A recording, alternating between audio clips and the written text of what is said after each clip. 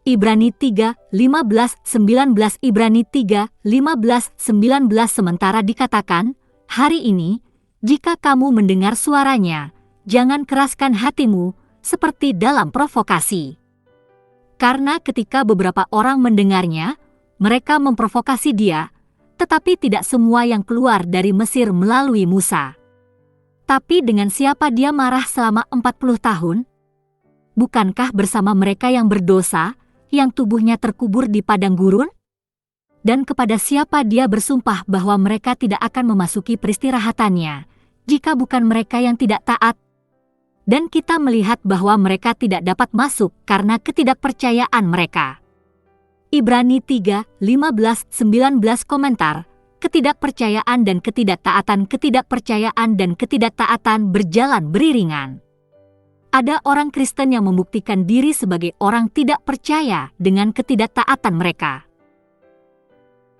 Terlepas dari fakta bahwa mereka telah dibaptis dan menghadiri gereja atau kegiatan gereja, berpartisipasi dalam persekutuan, dan mengidentifikasi diri mereka sebagai orang Kristen, orang-orang seperti itu akan berakhir di neraka jika mereka terus tidak taat. Paulus menulis dalam 1 Kor 10:1-5, sebab aku tidak ingin kamu tidak mengetahui, saudara-saudara, bahwa nenek moyang kita semuanya ada di bawah awan dan semuanya melintasi laut. Mereka semua dibaptis ke dalam Musa di dalam awan dan di dalam laut. Mereka semua makan makanan yang sama dan mereka minum minuman rohani yang sama, karena mereka minum dari batu rohani yang menyertai mereka, dan batu itu adalah Kristus. Namun Tuhan tidak berkenan kepada kebanyakan dari mereka, tubuh mereka tercerai-berai di padang gurun. Paulus menerapkan ini pada komunitas Kristen seperti yang kita lihat juga di sini dalam bahasa Ibrani. Kata membangkang di sini adalah apeiteo, artinya tidak menuruti atau tidak membiarkan seseorang dibujuk. Dan memang itu sangat erat hubungannya dengan jenis iman yang menyelamatkan yang sering diterjemahkan, percaya. Contoh kasusnya adalah Yohanes pukul 3:36, dia yang percaya pada anak memiliki hidup yang kekal, dan dia yang tidak percaya pada anak tidak akan melihat hidup, tetapi murka Allah tetap ada padanya. NKJV, NIV menggunakan reject the son. Ide yang sama. Namun lebih tepatnya ada penolakan untuk patuh. Bukan karena orang tersebut tidak yakin, melainkan karena orang tersebut sengaja menolak untuk patuh. Menggabungkan pesan dengan iman Ibrani 4:1-2 oleh karena itu, karena janji untuk memasuki perhentiannya masih berlaku, marilah kita berhati-hati agar tidak ada di antara kamu yang didapati gagal. Karena kami juga memiliki Injil yang diberitakan kepada kami, bahkan seperti yang mereka lakukan, tetapi pesan yang mereka dengar tidak ada nilainya bagi mereka, karena mereka yang mendengarnya tidak menggabungkannya dengan iman. Sekali lagi peringatan itu menyiratkan bahwa kehendak kita terlibat dalam memasuki perhentiannya. Berhati-hati agar tidak gagal, sebagian merupakan tanggung jawab kita, dan tidak hanya terhadap diri kita sendiri, tetapi juga terhadap saudara-saudara Kristen kita. Injil hanya bernilai bagi mereka yang mendengarnya dengan iman dan menerapkannya dengan iman. Paulus bertanya kepada jemaat Galatia, ini adalah satu-satunya hal yang ingin saya pelajari dari Anda. Apakah Anda menerima roh karena melakukan hukum, atau dengan mendengar iman? Galatia 3:2 penerimaan Injil terutama merupakan tanggung jawab pendengar. Namun, iman datang dari mendengar pesan, dan pesan didengar oleh firman Kristus. Roma pukul 10:17 jika seseorang dengan jujur mendengarkan pesan itu, iman akan diberikan kepadanya. Dalam pertobatan dan istirahat adalah keselamatan Anda, dalam ketenangan dan kepercayaan adalah kekuatan Anda, tetapi Anda tidak akan memilikinya.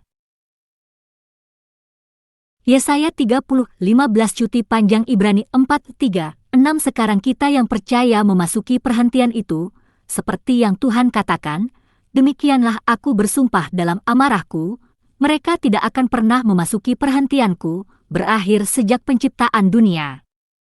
Karena di suatu tempat dia berbicara tentang hari ketujuh dengan kata-kata ini, dan pada hari ketujuh Tuhan beristirahat dari semua pekerjaannya. Dan lagi di perikop di atas dia berkata, mereka tidak akan pernah masuk ke dalam perhentian saya. Tetap saja beberapa akan masuk ke dalam perhentian itu. Dan orang-orang yang sebelumnya memiliki Injil diberitakan kepada mereka tidak masuk, karena ketidaktaatan mereka. Ini bukan pemikiran penuh, tetapi cukup untuk berhenti sejenak dan mempertimbangkan.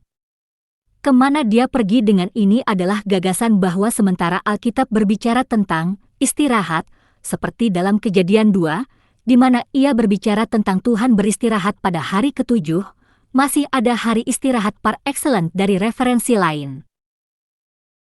Sisanya didasarkan. Akhirnya menunjuk.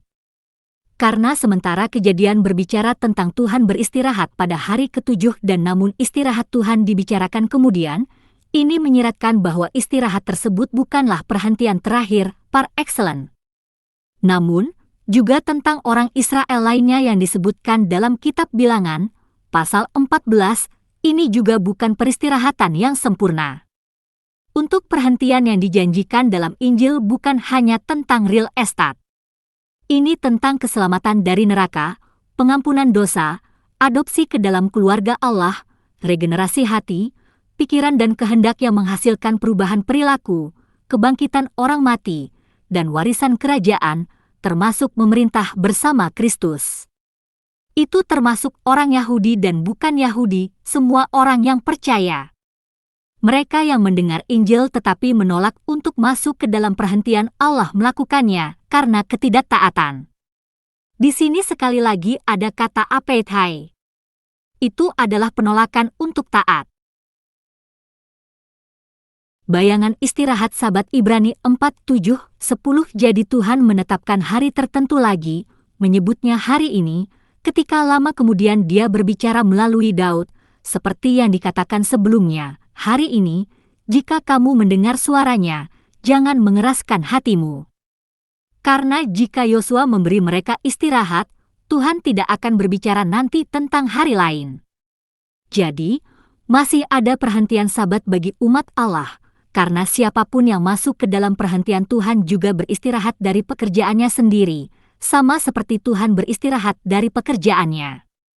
Di sini penulis membuktikan bahwa perhentian yang disebutkan dalam Bilangan bukanlah perhentian bahkan sempurna, karena Daud mengucapkan kata-kata ini dalam Mazmur 95 jauh lebih belakangan daripada peristiwa dalam Bilangan.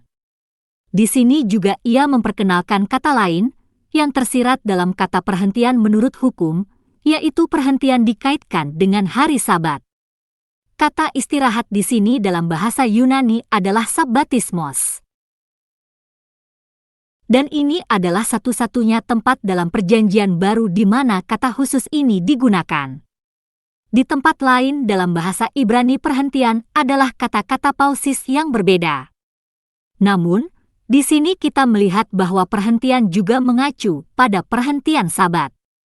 Namun, sekali lagi, perhentian Sabat bukanlah perhentian yang luar biasa, melainkan menunjuk ke sana. Karena perhentian Sabat bukanlah perhentian terakhir, tetapi diperingati setiap minggu. Paulus berbicara tentang pandangan Kristen tentang pemeliharaan Sabat, mengatakan, seseorang memegang satu hari lebih suci dari yang lain, pria lain menganggap setiap hari sama. Setiap orang harus benar-benar yakin dalam pikirannya sendiri. Roma 14:5 dan, karena itu janganlah seorang pun menghakimi kamu berdasarkan apa yang kamu makan atau minum, atau karena hari raya keagamaan, hari raya bulan baru atau hari Sabat. Ini adalah bayangan dari hal-hal yang akan datang, kenyataannya, bagaimanapun, ditemukan di dalam Kristus. Kolose 2:16-17 hari ketujuh penciptaan, masuknya Israel ke tanah perjanjian, hari ketujuh Sabat, ini semua hanyalah bayangan dari perhentian yang akan datang, perhentian yang dimasuki orang Kristen. Sekarang, sementara beberapa orang mungkin berpendapat bahwa orang Kristen memasuki perhentian ini ketika mereka diselamatkan, saya tidak berpikir begitu. Karena kita dipanggil untuk bekerja di ladang. Panenan banyak, tapi pekerja sedikit. Oleh karena itu, mintalah kepada Tuhan tuayan untuk mengirim pekerja ke tuayannya. Matius 9:37-38. Banyak orang yang mengaku Kristen sedang beristirahat pada waktu mereka seharusnya bekerja. Berikanlah dirimu sepenuhnya kepada pekerjaan Tuhan, karena kamu tahu bahwa jerih payahmu dalam Tuhan tidak sia-sia. 1 Korintus pukul 15:58. Sebaliknya seperti yang dikatakan malaikat kepada Daniel, adapun kamu, pergilah sampai akhir kamu akan beristirahat. Daniel pukul 12:13. Semoga kamu beristirahat dengan damai.